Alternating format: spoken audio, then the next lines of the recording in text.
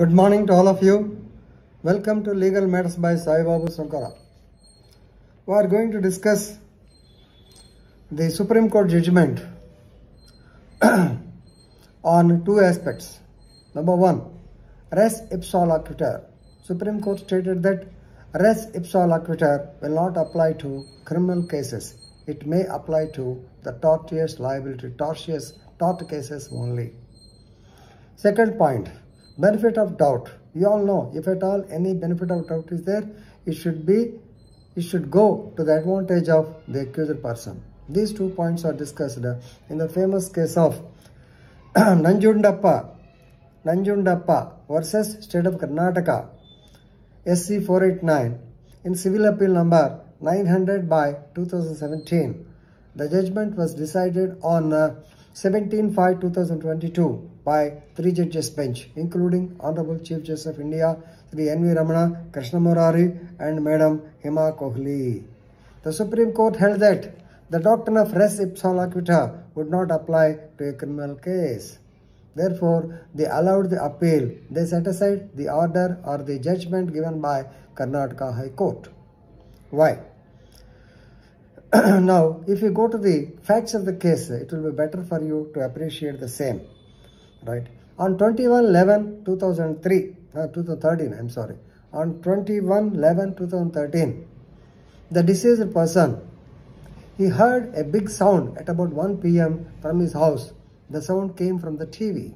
Immediately, he went to the upstairs and he was meddling with the wires. Please remember, the wire, dish connection wire, TV connection wire, telephone wire, these three were entwined together. He wanted to separate them. So at that time, he got electrocuted and he died. So now, they filed a case of negligence, that is 304 Ipsa. Case was registered against the responsible persons. Who are they? So the State of Karnataka or the electricity board, they fixed the lineman and his assistant, who is a daily laborer. The lineman is Nandunjappa.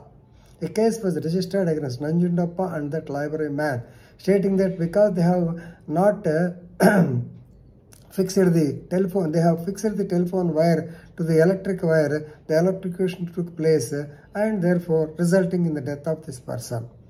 But the trial court actually convicted the accused, as well as the High Court also. In the appeal also, High Court agreed with the trial court's version, basing on the point of res ipsa loquitur. The incident itself is sufficient. He has gone there, he was removing or he got electrocuted, he died. So more than that, what evidence is necessary? No doubt, the circumstantial evidence is going to prove that this man went there, he was wanting to distribute the so-called 3 wires, he got electrocuted. This is a fact.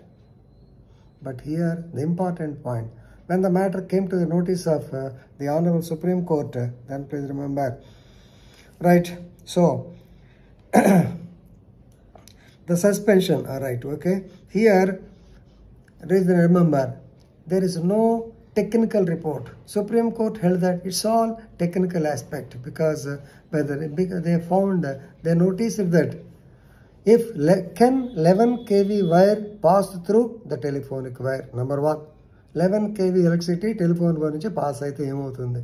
The wire should have been burned, the wire did not burn, number one.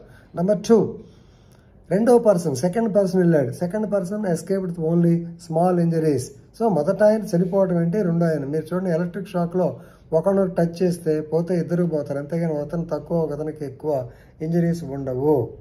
Right, highly, please remember, the allegations are widely technical in nature. So, no inspection was conducted by any technical expert. Technical expert evidence cheyala. So, in the absence of technical experts, it is highly difficult to prove that the alleged act of the lineman, electrical lineman or telephone lineman resulted in the incident. So, it cannot be proved beyond all reasonable doubt. Supreme Court searched whether there is any eyewitness to the occurrence, since it is stating res ipsa loquitur, but there is no eyewitness to the incident. So, here, no doubt, it is a technical offense. No doubt, the important point is the wire did not melt, No, and the third point is the other person, he received only small injuries, he was left with small injuries, he did not die. So under these circumstances, the prosecution was not able to prove the case beyond all reasonable doubt. So therefore, benefit of doubt, to whom it should go? It should go to the accused person. Therefore, appeal was allowed and the order of conviction of the High Court of Kerala, 15 months jail was set off. So the important. So reliance was placed on, please remember, this is an important case. Syed Akbar case, Syed Akbar, I think versus State of Karnataka only, this case also. So the doctrine of res ipsa loquitur would not apply to criminal case.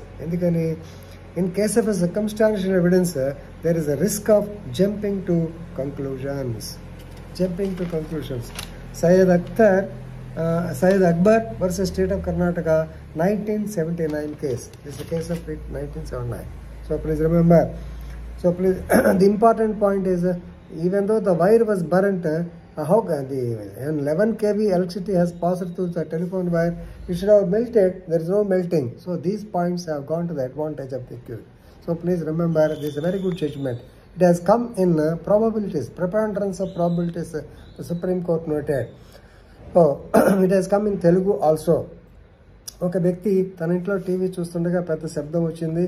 So TV వద్దకు వెళ్ళి అక్కడ కలిసి ఉన్న వైర్లను వేరు చేస్తుండగా విద్యుద్ఘాతానికి గురై మృతి చెందాడు.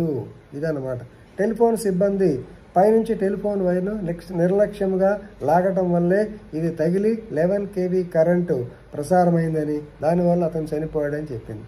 సుప్రీంకోర్టు చెప్పింది, టెలిఫోన్ తీగ నుంచి 11 kV విద్యుత్ ప్రసారం అవడం అనేది పూర్తి అసంబద్ధం అనిపిస్తుంది.